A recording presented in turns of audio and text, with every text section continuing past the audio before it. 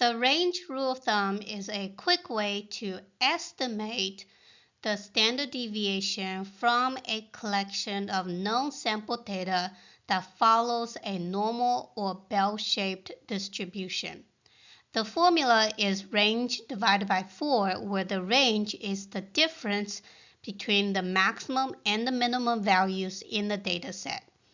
This works because in many typical symmetric and bell-shaped datasets, most of the data, which is 95%, are within about 4 standard deviations, 2 below the mean and 2 above the mean.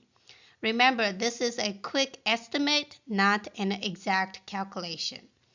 If your data is skewed with a long tail on one side, the range rule of thumb may not give an accurate estimate of the standard deviation because your data is not evenly spread. In this case, it's better to use the standard deviation formula for a precise calculation. Now we can use the estimated standard deviation to help us quickly identify values that are significantly low, not significant, or significantly high. Suppose you have a list of midterm exam scores with a mean of 72.5 and an estimated standard deviation of 17.5.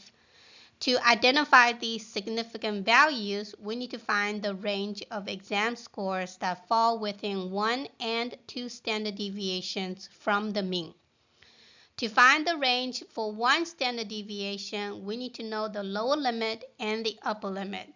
So to find the lower limit, you simply subtract your standard deviation from the mean. That is 72.5 minus 17.5. And that's going to give us 55. And then to find the upper limit, you add the standard deviation to the mean, so that's going to be 90. And to find the range within 2 standard deviation, again, we need to find the lower limit and the upper limit.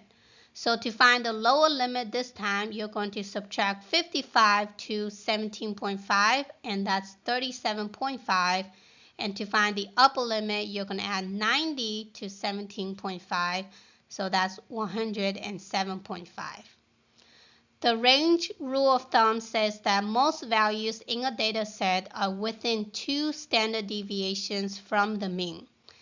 So this indicates that the majority of students have a score between 37.5 and 107.5.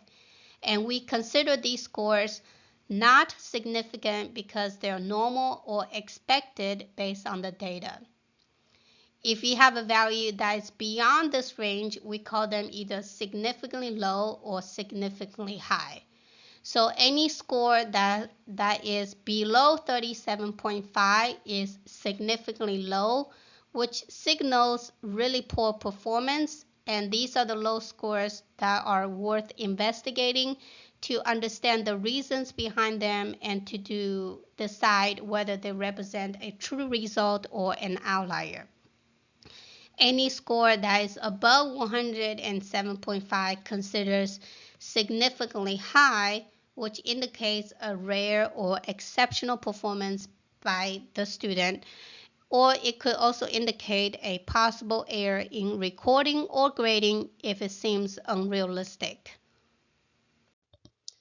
Here is another example of how we can use the range rule of thumb to find the significant values. So we are using the 147 pulse rates of females in a data set where the mean is 74 beats per minute and the standard deviation is 12.5 beats per minute.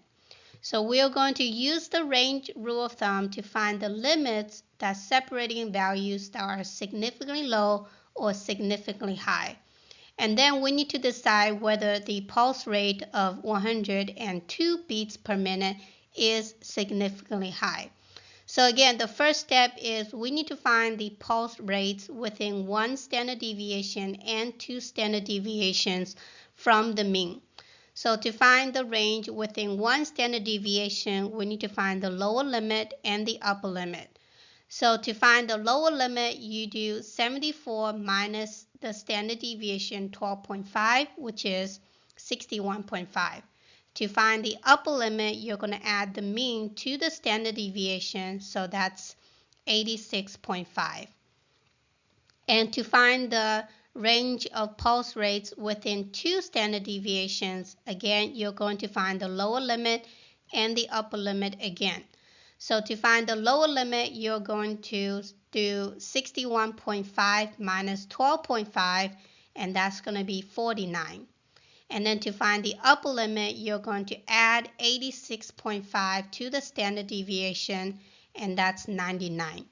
So again, the range rule of thumb tells us that any pulse rates within two standard deviations, which is between 49 beats per minute and 99 beats per minute, considers normal, which means that they're not significant.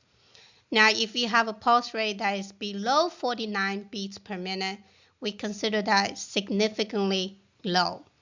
And any pulse rate that is above 99 beats per minute, we consider that significantly high.